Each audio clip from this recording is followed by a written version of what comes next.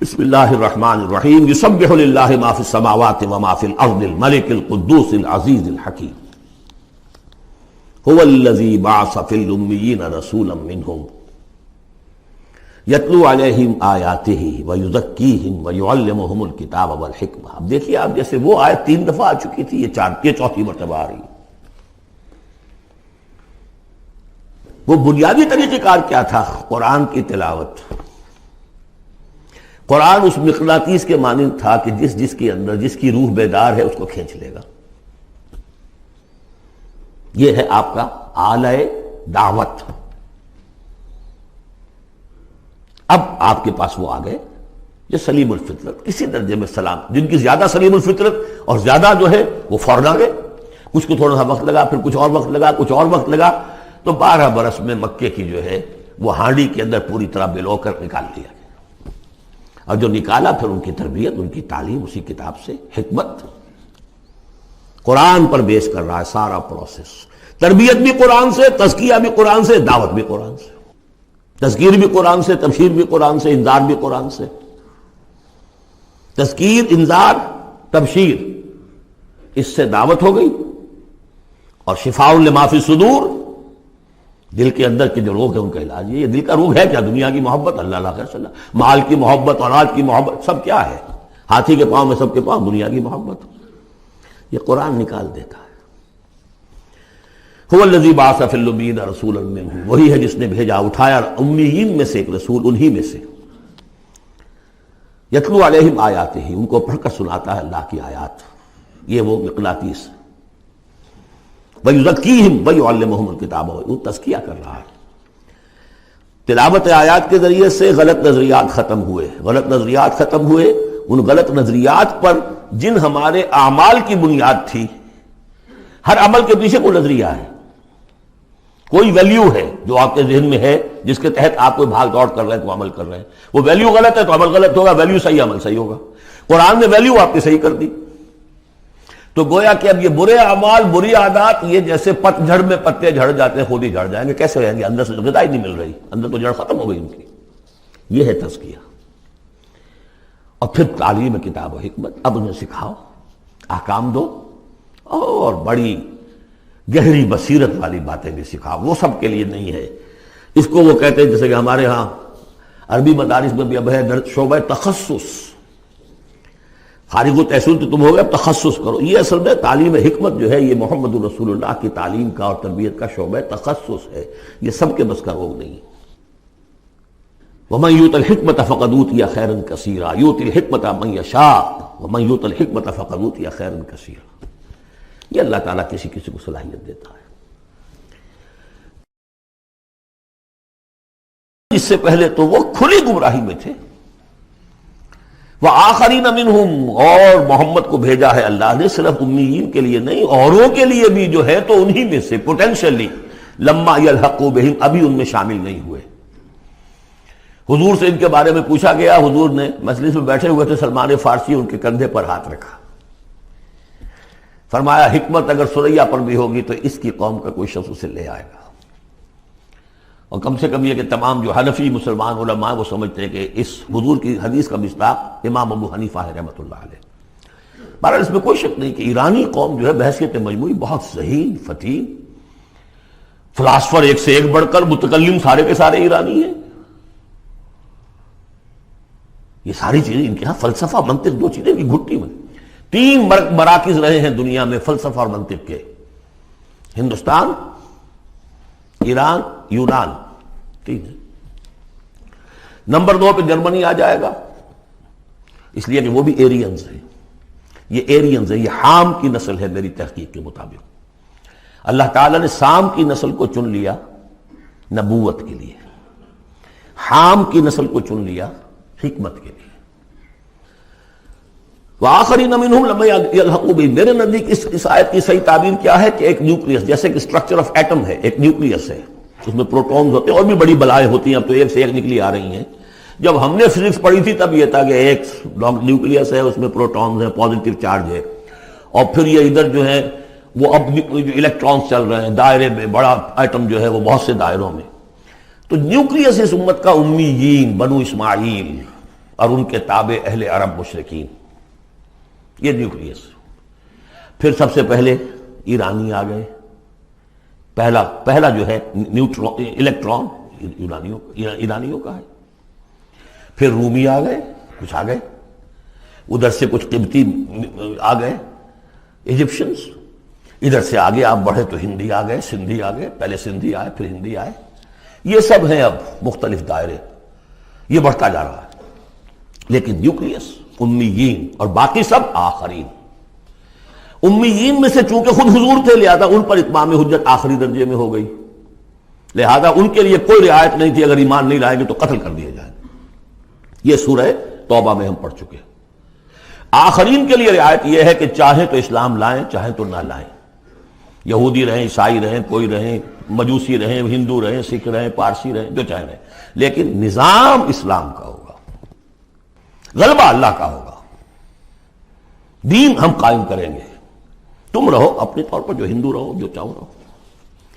وآخرین منہم لما یلحقوا بہم وہو العزیز الحکیم، اور وہ عزیز ہے اور حکیم ہے۔ ذالک فضل اللہ یؤتیہ من یشاء، یہ اللہ کا فضل ہے، وہ دیتا ہے جسے چاہتا ہے، اللہ کا فضل ہے۔ اس فضل کے بڑے درجے ہیں۔ سورہ بنی اسرائیل میں آیت پڑھی، ان فضلہ کان علیک کبیرا، حضور سے خطاب ہے، سب سے بڑا فضل، سب سے بڑا فضل، سب سے بڑا فضل اس پوری کائنات میں محمد رسول اللہ پر ہوا۔ اگرچہ ان کا فضل کس طور سے ہوا ہے وہ آپ دیکھ لیجئے، ماریں پڑی ہیں، پتھراؤ ہوا ہے،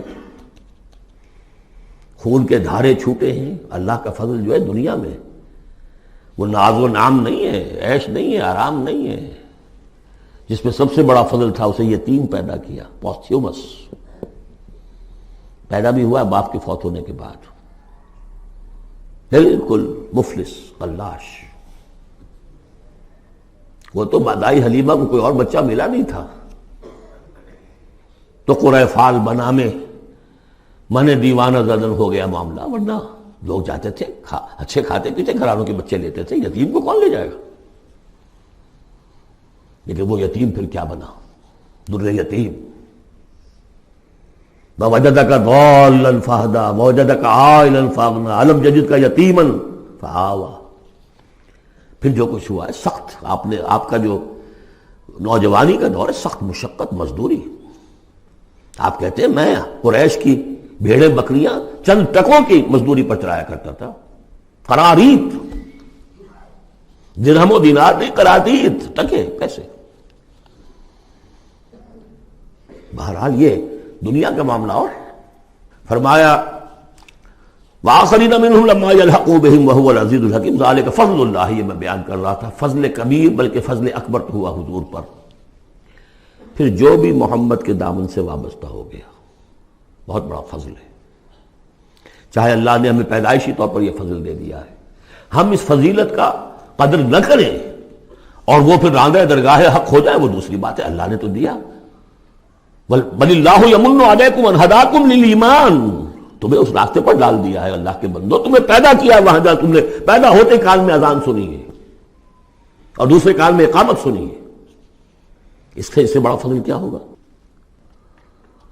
لیکن تم نے اس کی ناقدری کی تو یہ دوسرا بات ہے۔ ذالک فضل اللہ یؤتی من یشاء واللہ ذو الفضل العظیم، اللہ بڑے فضل والا ہے۔ لیکن یہ کہ اب یہ جو پروسیس تھا، جو محمد رسول اللہ کا اعلی انقلاب تھا، قرآن، اب محمد تو جا رہے ہیں صلی اللہ علیہ وسلم، یہ پروسیس آگے کون جاری رکھے گا؟ نبی تو کوئی اور آنا نہیں۔ لہذا حضور نے کہا خطبہ حجۃ الوداع میں، قد ترکت فیکم ما ان تمسکتم بہ او اعتصمتم بہ لن تضلوا ابدا کتاب اللہ۔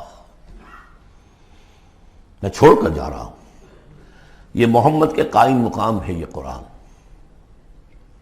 یہ عصائے موسیٰ سے 100 گنا بڑا معجزہ ہے۔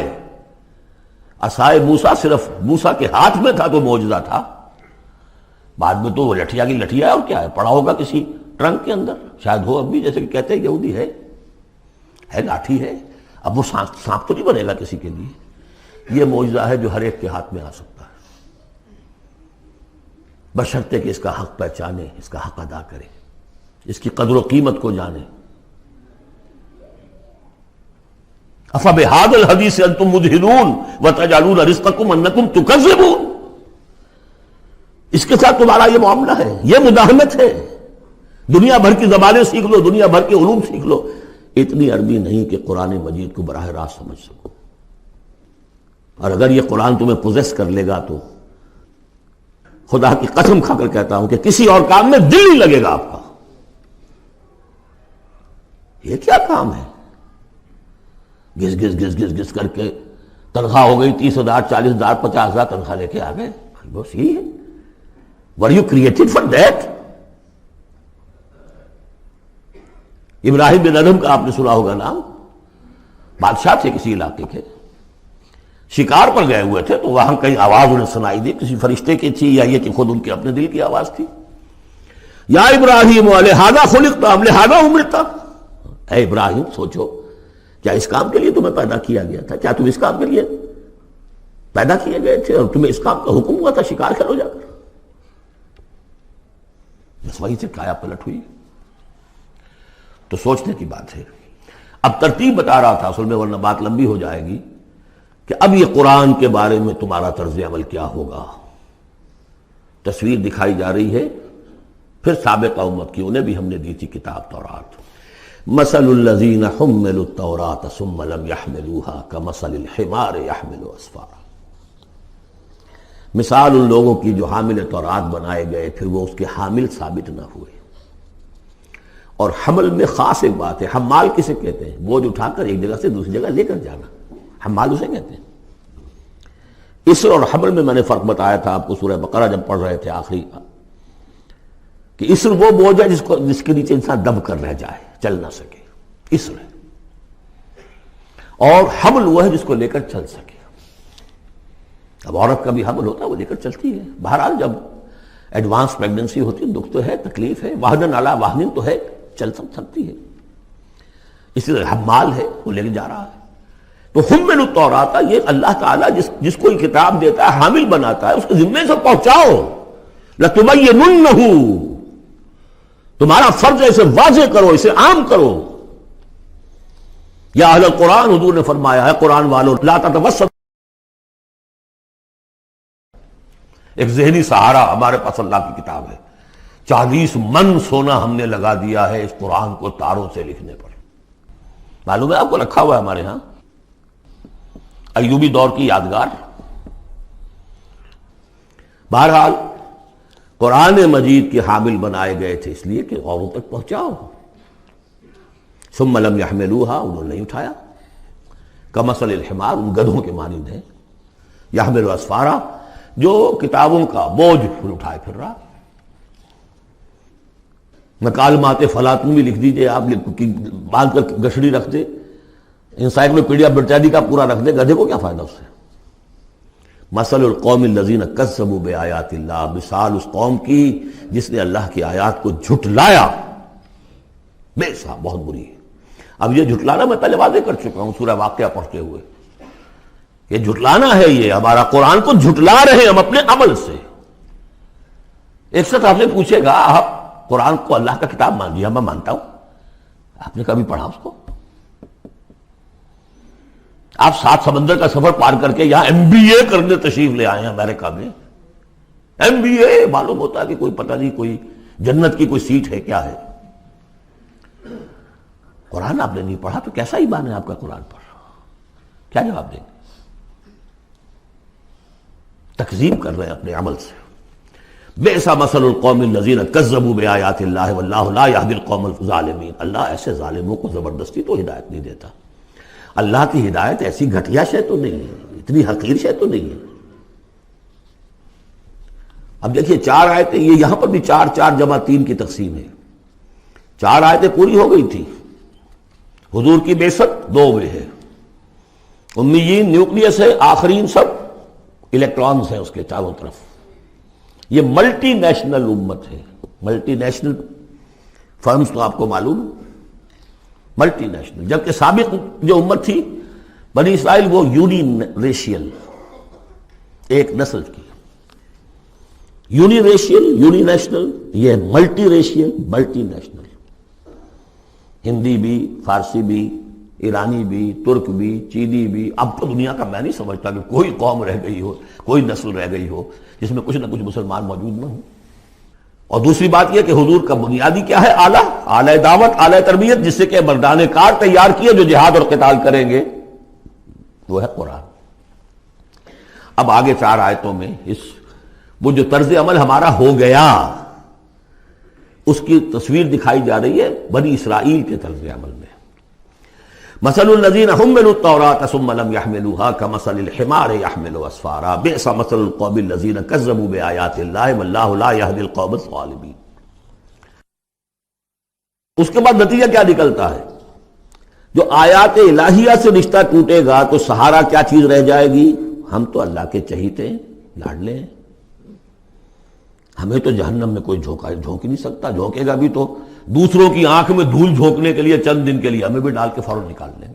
اللہ کو بھی چوری کرنی ہے، خیانت کرنی ہے، ہمارے لیے کرنی ہے.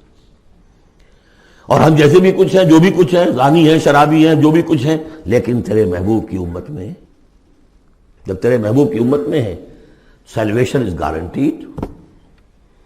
شفاعت تو ملنی ہی ملنی ہے.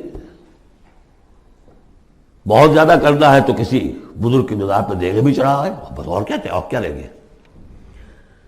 یہ ہے وہ سارا معاملہ، یہ ہے وہ امانی، یہ ہے وہ من گھڑت خیالات، یہ ہے وہ وشفل تھنکنگ سے جو عقیدوں کی شکل بن جاتی ہے، جس کی وجہ سے عمل سے، وہ جو اقبال نے کہا کہ پتہ نہیں نام کیا ہے اس کا، خدا فریبی کے خود فریبی، عمل سے فارغ ہوا مسلمان بنا کے تقدیر کا بہانہ. وہ تقدیر کی بجائے آپ یہاں یہ عقائد جوڑ لیجئے تو پھر عمل کی کیا ضرورت ہے؟ بے وقوف ہوگا جو عمل کرے. رشوت نہ لے، عیش نہ کرائے بچوں کو، بے وقوف ہے، احمق ہے، پاگل ہے. قل یا ایھا الذین ھادوا ان زعمتم انکم اولیاء للہ من دون الناس، کہہ دیجئے اے نبی، اے وہ لوگوں جو یہودی ہو گئے ہو، اگر تمہارا واقعی یہ گمان ہے کہ تم اللہ کے دوست اور اللہ تمہارا دوست ہے. ان زعمتم، زوم کا لفظ اردو میں بھی بولتے ہیں خیال خام کے لیے، بڑا زوم ہو گیا اسے. ان زعمتم، اگر تمہیں یہ خیال خام لاحق ہو گیا ہے، انکم اولیاء للہ من دون الناس فتمنوا الموت ان کنتم صادقین، یہ سورہ بقرہ میں آ چکا مضمون. اگر ایسے واقعی خیال ہے تو تمہیں موت کی تمنا کرنی چاہیے. دوست سے ملنے کی آرزو ہوتی ہے یا ہجر کی؟ وصال چاہیے یا ہجر چاہیے؟ وَلَا يَتَمَنَّوْنَهُ أَبَدًا بِمَا قَدَّمَتْ أَيْدِيهِمْ، یہ ہرگز تمنا نہیں کر سکتے موت کی. کیوں؟ بسبب اس کے جو ان کے ہاتھ آگے بھیج چکے ہیں. انہیں معلوم ہے ہم نے کیا کرتوت آگے بھیجے. بل الانسان علی نفسہ بصیرہ، انسان کو خود معلوم ہے کہ میں کیا کچھ بھیج چکا ہوں، کیا کیا کمائیاں کی ہیں، کیا کیا حرام خوریاں کی ہیں. وہ سارے کے سارے جو ہیں وہ تو آگے بھیجے ہوئے ہیں. واللہ علیم بالظالمین، اللہ ان ظالموں سے خوب واقف ہے. قل، اے نبی ان سے کہہ دیجئے، ان الموت الذی تفرون منہ فانہ ملاقیکم، وہ موت جس سے تم بھاگتے ہو وہ تم سے ملاقات خود فرما لے گی. تم بھاگتے رہو، انہ ملاقیکم، وہ آن کھڑی ہوگی سامنے. ثم تردون الی عالم الغیب والشہادہ، پھر تمہیں لوٹا دیا جائے گا اس ہستی کی طرف جو غیب اور شہادہ سب کا جاننے والا ہے. جو تمہارے سامنے ہے اس کا بھی، جو تمہارے پیچھے ہے اس کا بھی، جو بحیثیت نوع انسانی تمہارے لیے کھول دیا گیا اس کا بھی، اور جو تمہارے سے غیب میں رکھ دیا گیا اس کا بھی. فَيُنَبِّئُكُم بِمَا كُنتُمْ تَعْمَلُونَ، پھر وہ تمہیں جتلا دے گا جو کچھ تم کرتے رہے تھے. یہ دوسرا حصہ ہو گیا 4 آیات کا. گویا کہ جو کتاب محمد رسول اللہ دے کر گئے ہیں، قد ترکتم، اور جس کے لیے حکم دے کر گئے تھے کہ اب تمہارے ذمے ہے، میرے کندھے پر سے یہ بوجھ اتر کر تمہارے کندھوں پر آ گیا ہے. الا هل بلغت، انا نشهد انک قد بلغت وادیت ونصحت، انا نشهد انک قد بلغت الرسالۃ وادیت الامانۃ وکشفت الغمۃ. یہ تو گواہیاں لی ہیں. اس کے بعد اللہم اشہد، اللہم اشہد، اللہ تو بھی گواہ ہے، یہ مان رہے ہیں. اور پھر فَلْيُبَلِّغِ الشَّاهِدُ الْغَائِبَ، ایک سائی آف ریلیف میرے کندھے پر جو بوجھ تھا، اِنَّا سَنُلْقِي عَلَيْكَ قَوْلًا ثَقِيلًا، آج وہ بوجھ میرے کندھے سے اتر گیا لیکن تمہارے کندھوں پر آ گیا. مجھے تو صرف امیین تک یہ فرض براہ راست انجام دینا تھا، تمہیں پوری نوع انسانی تک انجام دینا ہے، ہیوی برڈن۔ اس کے لیے یہ ہے دوسرا حصہ 4 آیات کا۔ اب تیسرے حصے میں اس قرآن کی تعلیم عام، تعلیم بالغان کا جو ایک نظام قائم کیا گیا اس کا ذکر ہے۔ جمعہ کیا ہے اصل میں؟ اب رہ گئی رسم ادا روح بلالی نہ رہی، فلسفہ رہ گیا تلقین غزالی نہ رہی۔ یہ جمعہ کیا ہے؟ یہ حزب اللہ کا ہفتے وار اجتماع ہے۔ کمیونسٹوں کو بھی ایجاد کرنے پڑے تھے ہفتے وار اجتماع، ہفتے وار اجتماع، اسٹڈی سرکلز۔ اس لیے کہ انقلابی کارکن کے ذہن میں جب تک اس کا نظریہ تازہ نہ رہے وہ قربانی کیسے دے گا؟ قربانی تو ہر لحظہ آئے گی، ہر آن آئے گی، قدم قدم پر آئے گی۔ لہذا اس نظریے کا، نصب العین کا، اپنے مقصد کا شعور بالکل کانشس لیول کے اوپر مستحضر رہنا چاہیے۔ لہذا اجتماعات، اب ظہر کی نماز کی بجائے جمعہ، وہاں 4 فرض یا 2 کر دیے، 2 کی جگہ خطبہ۔ خطبہ کس لیے؟ تعلیم قرآن، تعلیم بالغان۔ ظاہر ہے وہاں کالجز نہیں تھے، کتابیں نہیں تھی، پریس نہیں تھے، چھاپے خانے نہیں تھے، آڈیوز نہیں تھے، ویڈیوز نہیں تھے، کچھ بھی تو نہیں تھا، لیکن ایک نظام ہے۔ ہفتے میں 1 دن ایسا نکال لو، اگرچہ پورا دن نہیں چاہیے، یوم سبت کی طرح نہیں ہے، نہاؤ دھو، اچھے کپڑے پہنو، خوشبو لگاؤ، آؤ مسجد میں چل کر۔ پہلی گھڑی میں آ جاؤ گے تو اتنا ثواب ہوگا جتنا کہ ایک اونٹ کی قربانی کا۔ ہم نے آنکھوں سے دیکھا ہوا بچپن میں 7-8 بجے کے قریب مسجدوں کے اندر ہجوم ہوتے تھے، لوگ پہنچ جاتے تھے گاؤں سے، اسے گاؤں میں جمعہ ہوتا نہیں تھا۔ اب تو ایک خاص مسلک ہمارے ہاں جو آیا، انہوں 4 آدمیوں پہ بھی جمعہ کھڑا کر دیا، تو اب خام خواہ کاہے کو جائے گا کوئی آدمی؟ یہ تھا کہ جو مصر جامع نہ ہو، جو ایک شہر نہ ہو جس کے اندر کہ کوئی حکومت کا ایک بڑا افسر نہ رہتا ہو، اس کے بغیر جمعہ نہیں ہوتا۔ پر ان مسئلوں کو چھوڑ دیجئے، آئیے جمع ہوئیے، کوئی نائب رسول منبر رسول پر کھڑے ہو کر وہی عمل کرے، یتلو علیہم آیاتہ ویزکیہم ویعلمہم الکتاب والحکمہ، تاکہ یہ پروسیس اب ابدی ہو جائے امت کے اندر۔ اس لیے جمعے کی یہ اہمیت ہے کہ فرمایا گیا کہ 3 جمعے بھی چھوڑ دو گے بغیر عذر کے لَيَخْتِمَنَّ اللَّهُ عَلَىٰ قَلْبِهِ، اس شخص سے، ایسے شخص کے دل کے اوپر اللہ تعالیٰ مہر کر دیتا ہے۔ لیکن بات یہی ہے کہ وہ ساری حکمت ختم، وہ مقصد ختم، نہ وہ مقصد ہے، رہ گئی رسم ادا روح بلالی نہ رہی، اور فلسفہ رہ گیا تلقین غزالی نہ رہی۔ جمعہ ہے پھر بھی کھڈر بتا رہے ہیں عمارت عظیم تھی، اب بھی جو اہتمام ہوتا ہے جمعے کے لیے کھنڈر ہی صحیح، لیکن بتا رہے ہیں کہ یہ کتنی بڑی عظیم عمارت تھی۔ یا ایھا الذین آمنوا اذا نودی للصلاۃ من یوم الجمعۃ فاسعوا الی ذکر اللہ وذروا البیع، اے ایمان والو جب تمہیں پکارا جائے نماز کے لیے یوم دن، جمعے کے دن یعنی جمعے کی نماز کے لیے، تو لپکو اور دوڑو ہر طرح کے کاروبار کو چھوڑ کر اللہ کے ذکر کی طرف، اور چھوڑ دو کاروبار۔ اور یہاں ذکر سے مراد نماز تو ذکر ہے ہی، اصل میں خطبہ ہے۔ ذالکم خیر لکم ان کنتم تعلمون، یہی تمہارے لیے بہتر ہے اگر تم علم رکھتے ہو۔ فاذا قضیت الصلاۃ فانتشروا فی الارض وابتغوا من فضل اللہ، یہودیوں کا جو یوم سبت والی وہ سختی نہیں ہے، صبح کا زیادہ وقت تو مطلوب ہے کہ لگے اس کام میں، لیکن جمعے کے بعد پھر آپ جائیں اپنے کام میں لگے۔ جب نماز ادا ہو چکے تو اب تم زمین میں منتشر ہو سکتے ہو، جاؤ اللہ کا فضل تلاش کرو، ابتغوا من فضل اللہ واذکروا اللہ کثیرا لعلکم تفلحون، اور اللہ کو یاد کرو کثرت سے تاکہ تم فلاح پاؤ۔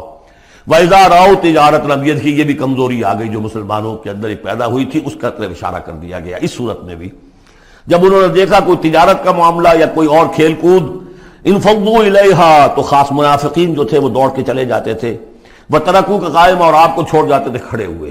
اور اس لیے کہ عام خیال یہ ہے کہ عام طور پر پہلے جو ہے خطبہ جیسے عیدین میں بعد میں ہوتا ہے، ایسے ہی جمعے کا خطبہ بھی بعد میں ہوتا ہے۔ سمجھا انہوں نے نماز تو ہو گئی، چلو۔